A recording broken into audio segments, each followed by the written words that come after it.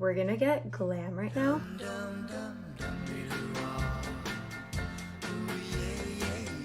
This is like my perfected glam to go out if you have an event, if you have literally anything to do. This is my go-to glam standard eyes. Specifically, I did it for almond shape eyes, but I think anyone could do this. It looks so pretty. And then the base makeup, glowiest but still very natural, perfected and locked in glam. So keep watching. So today we're starting with the eyes, which means I need to get my brows gelled and ready to go. So I'm gonna go in with this potted concealer from NARS to get rid of any veins or discoloration on my lids before going in with the powders. Today's choice of palette is something I really recommend for anyone. It's the Makeup by Morrow Ethereal Eyes. It has a good mix of mattes and shimmers, and this is the warmer toned palette that I'm gonna go with today. I'm taking this fluffy blending brush, picking up this tan transition shade. Everything with this look is meant to be very lifted and elongated. So the first motion I do is these little tiny circles on the outer corner, and then I windshield wipe going into my eye and also dragging towards my temple to create a really long stretched out shade that is mapping your whole eye line and lifting it. Next, I'm going to take the lightest shade in the palette and start to pack this on my eyelid, really focusing it going towards the inner corner of my eye because I want to start adding all that brightness to really open up the eye. I'm also going to put that lightest shade on my brow bone. This is such an underrated step. It really brings a whole look together and creates a lot more dimension. So don't forget your brow bone. And now we have depth coming into the look. So I'm going to take this darker tan shade and create the same little outer V formation that we did earlier, but a little more concentrated to my crease. This is just going to bring more life and depth to your eye. And then with that first transition shade, I'm going to go over both of those shades to blend them together. Next, we have our secret depth, which is going to be tightlining your upper lash line. This is going to really help make your lashes look super full, and it adds a bit more of that depth to your eye that you didn't realize you needed. And be sure to sharpen your pencil to not stab yourself in the eye like I did. Now that I lost my eyesight and I'm crying, I'm gonna make a little baby wing starting at the very edge of my lash line. I'm doing all of this with a brown eyeliner. I feel like it's a lot softer. I'm just drawing like a kind of messy wing, and then taking the edge of this eyeliner, you could take an angled brush, start pulling it out into the wing shape that you want. I'm also gonna diffuse the very top of the wing to make it a little more smoked out and feathered. You're gonna see later on I get shadow to really sharpen up the base of the wing. Now, instead of tracing the liner all the way through your lash line, you're going to create some negative space in the middle by not touching it at all. You're just going to go straight to the inner corner of your eye. Depending on your eye placement, dragging an inner corner liner is going to help your eyes come closer together. So if they're further apart, you might like that.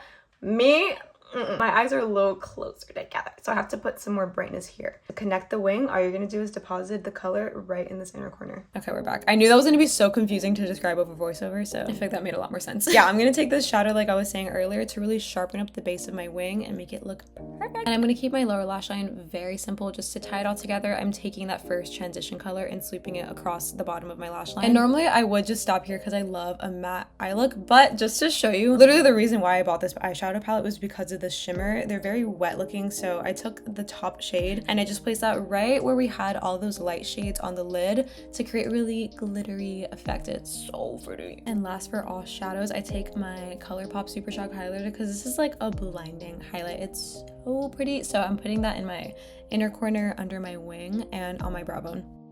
And final step is lashes. So I'm gonna give my lashes a good squeeze, and then I'm gonna take these two mascaras. I just love the look of a brown mascara, but if it's a soft glam look like this, I do want to elevate it a little more. So I take a black mascara at the very outer edge of my lashes just to tie that whole look of my eyes looking very lifted, elongated, and having a good amount of depth towards the outer edge. Boom! And those are the eyes. I hate to my girl on the right. She's perfect, she's lovely, but the girl on the left, she's ready for photos, she's bright-eyed and bushy-tailed. So now all that we're missing is the perfect base. So let's get into this. So these are from Iconic London. They're illuminating drops. I usually just use them as a highlighter until actually I think this is the first day I tried putting it all over my face, and it was so blinding and so glowy laid underneath the foundation. So it's really intense. I honestly think like you could probably use even a little less than I did, but I really like how it looks under my eyes to really illuminate everything there. Obviously you don't need to use this exact product. Just anything that's very glowy, really focus it on that center of your face to really illuminate everything. Next is the Huda Beauty Easy Blur Foundation. foundation, which I find this is so lightweight but such high coverage. So I took a little bit on the back of my hand. I focused the product in the center of my face and diffused outwards because I need the most of my coverage towards the center. And I love a brush like this because it's so big and fluffy that anywhere you blend, it's just really diffusing everything out and keeping it super blurred. Moving to bronzer, really quick, I just want to say some people do concealer first, and I am pro doing bronzer first because I think once you have the structure of your face laid out with the bronzer like sculpting everything, you can really cut and snatch with the concealer. So I'm going to take this Makeup by Mario bronzer serum in these spots, obviously under the cheekbones, the temples, nose for a little sun kiss action. And then I saw Patrick Ta put on the sides of Alex Earl's chin one day and I was like, that is snatching her. I'm doing that forever. And then just blending like normal, I am taking this Makeup by Mario F4 brush. I think if there was ever a brush you really needed to get, it's this one. It blends everything like butter. And now you're going to see the magic of what I was talking about with concealer, how it's really going to shape everything and snatch it all up. So I take a lighter shade concealer and I go into these specific spots to really carve out my face, and then we blend away. And something I noticed that I really like about doing my eyes first as a reminder is to not blend your concealer all the way up to your eye line or like where your eye starts, because that's going to create a lot of creasing. Clearly we have some shadow there, so I'm going a little lower, but it's just a good rule of thumb to next time if you do your face first to not go all the way up to your eye.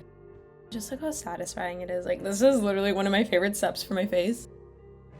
And now everyone's favorite step, blush. So I'm going to go in with this Patrick Ta She's So LA because I wanted a very natural kind of bronzer shade, which this is exactly perfect for that. And I love blush so much because it continues adding so much structure to your face. So I take it all the way to the apples of my cheeks and lift everything up, going in this kind of like sideways J motion. And then I take the excess always on the bridge of my nose, my forehead, and my chin. I whipped this highlighter out one day in front of my cousin and she was like, what?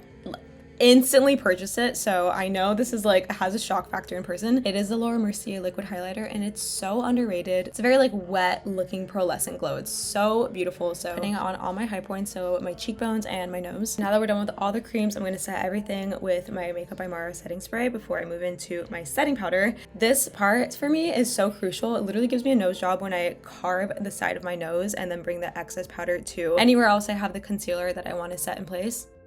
Another one from Mercier. This is a duo bronzer and blush. Oh my god, I tried it one day in a different look and I was like, I look AI. Perfect and beautiful, glowy bronze, like everything. So I'm just bronzing like normal, and then if I want a little more concentrated blush glow, then I put it specifically in my blush spot, and vice versa with the bronzer. Be warned though, she's pigmented, so really make sure you're diffusing everything. All right, powder highlighter. If you ever see this highlighter, run. You're gonna go blind. It is the most blinding glow ever. I went to a NARS event that was promoting this launch. I literally beelined one of the women that work at NARS that she was wearing this highlighter that I didn't know she was wearing it. I was like, what the heck is on your face? And it was the highlight. I have to say, I love it. So I'm putting this on my cheekbones and again on my nose, just over that liquid highlighter to maximize our supernova energy. We've made it to our final step, so I'm going to do a couple little fake freckles, and then for my lips I wanted very clean crisp lines. This is one of my favorite shades from Hourglass. I'm doing classic overline lips, but remember the key with overlining your lips is just to overline the center of your lips, then follow your natural lip line. I kind of like to flick it out a little longer to create kind of like a wider lip. I think that looks so pretty, very crispy. And then just to keep a very classic look, I went in with this matte lipstick, also from Mercier. Me trying to do a trick to catch my setting spray. But yay, we made it to our last step and we are all glammed up and